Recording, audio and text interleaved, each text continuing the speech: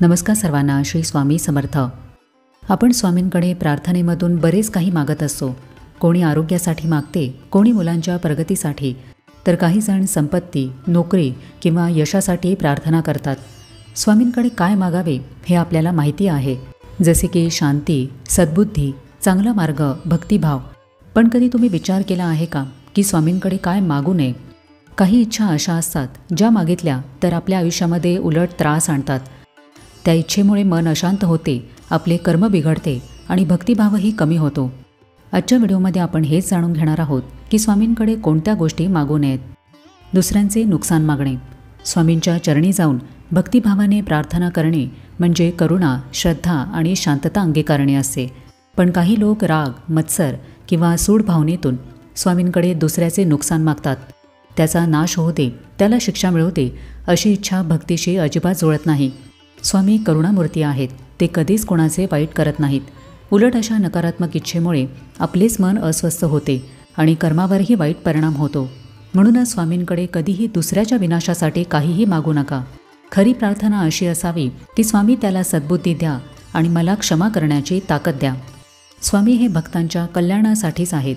पण जर आपण दुसऱ्याचे वाईट व्हावे, एखाद्याला त्रास व्हावा असे मागितले तर स्वामींना अशा प्रार्थना मान्यच नसतात.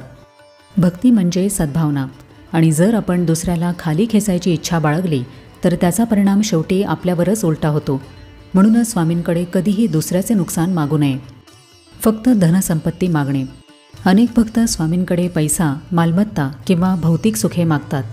जीवनासाठी पैसा गरजेचा आहे, पण जर फक्त धनसंपत्तीच मागितली तर त्याचा उपयोग कमीच होतो.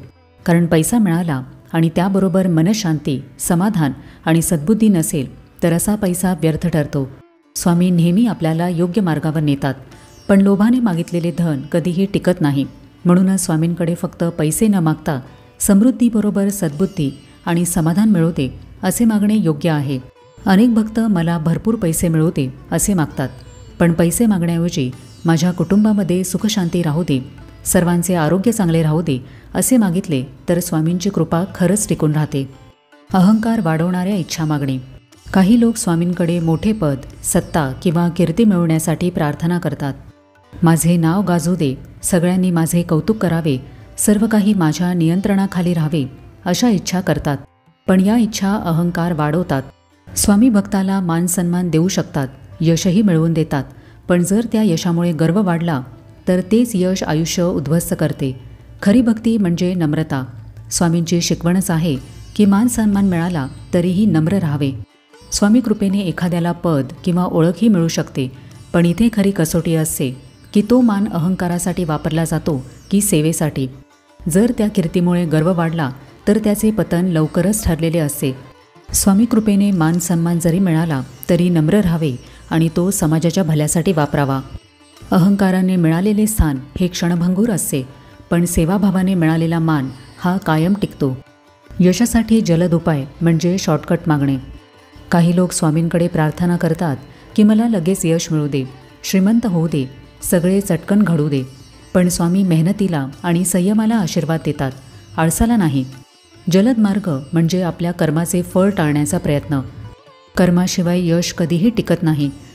स्वामी कृपेने मार्ग सोपा होऊ शकतो, अडचणी कमी होऊ शकतात, पण मेहनतीशिवाय खरा विजय मिळत नाही. म्हणूनच स्वामींकडे नेहमी योग्य दिशा, कष्टाची ताकद आणि संयम मागावा, तेव्हाच आयुष्य खऱ्या अर्थाने बदलते.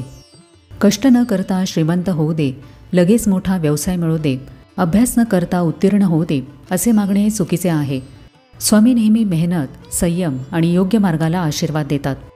दुसऱ्यापेक्षा जास्त मिळावे अशी मागणी. काही भक्त स्वामींकडे अशी प्रार्थना करतात की त्याच्याकडे जे आहे तसेच मलाही जास्त मिळू दे, माझे घरही त्याच्यासारखेच मोठे असू दे, माझा व्यवसाय त्याहूनही यशस्वी होऊ दे. पण अशी तुलना आणि स्पर्धेची भावना लोभ आणि असंतोष वाढवते. स्वामींची शिकवण आहे की प्रत्येकाला त्याच्या कर्मानुसार आणि वेळेनुसार योग्य ते फळ मिळते. दुसऱ्याची तुलना करून मागणे म्हणजे स्वतःच्या नशिबाचा अपमान करणे आहे. खरी भक्ती अशी असते की स्वामी जे देतील त्यामध्ये आपण समाधानी राहणे.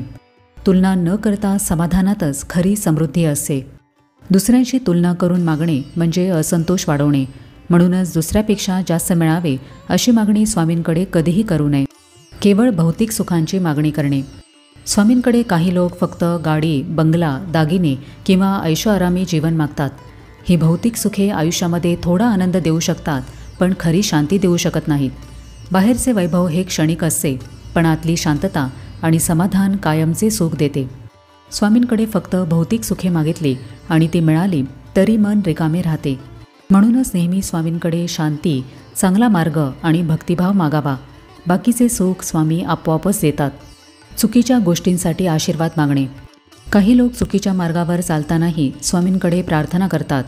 आपल्याला माहिती असते की एखादा व्यवहार हा चुकीचा आहे, तरीही स्वामींकडे प्रार्थना करणे की हा व्यवहार यशस्वी होऊ दे.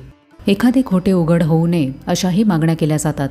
स्वामी हे सत्याचे आणि नीतीचे रक्षणकर्ते आहेत. अन्याय, फसवणूक, स्वार्थी हेतू किंवा चुकीच्या मार्गासाठी आशीर्वाद मागणे म्हणजे भक्तीची थट्टा करणे आहे.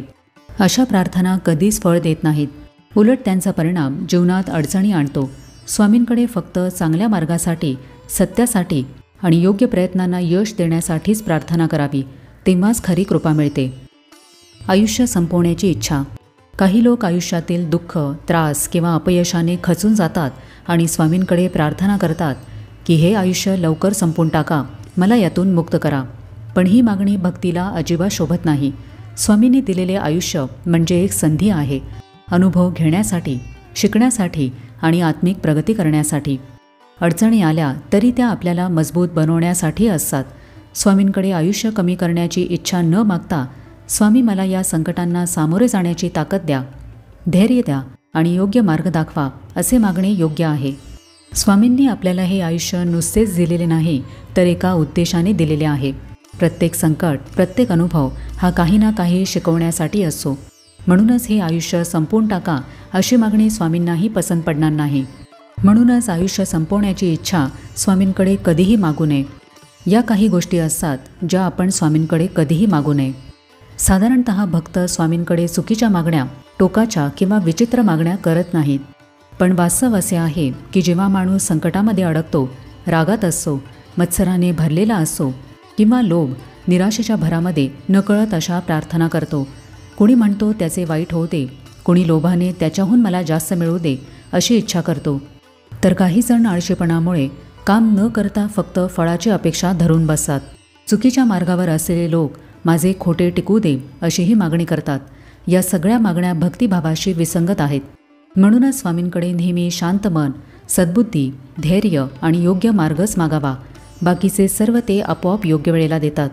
स्वामींकडे प्रार्थना करणे म्हणजे केवळ इच्छा व्यक्त करणे असे नाही, तर आयुष्य योग्य मार्गावर नेण्यासाठी मार्गदर्शन मागणे आहे. दुसऱ्याचे नुकसान, फक्त पैसा, अहंकार, शॉर्टकट, तुलना, भौतिक सुखे, चुकीच्या गोष्टींसाठी आशीर्वाद, सूड भावना या सर्व मागण्या आपल्या भक्तिभावाला कलंक लावतात आणि जीवनामध्ये अडथळे आणतात. खरी प्रार्थना अशी असावी की स्वामी मला सद्बुद्धी द्या, संकटांना सामोरे जाण्याची ताकद द्या, योग्य मार्ग दाखवा आणि माझ्यामध्ये भक्तिभाव कायम ठेवा. जेव्हा आपण असे मागतो तेव्हा बाकीचे सर्व स्वामी आपोआप योग्य वेळेला देतात. आजच्या व्हिडिओमध्ये आपण हे पाहिले की स्वामींकडे कोणत्या गोष्टी मागू नयेत. तर कसा वाटला आजचा व्हिडिओ हे मला कमेंट करून नक्की सांगा. व्हिडिओमध्ये सांगितलेले मुद्दे तुमच्या मनाला पटले का? कमेंटमध्ये तुमचे मत नक्की शेअर करा.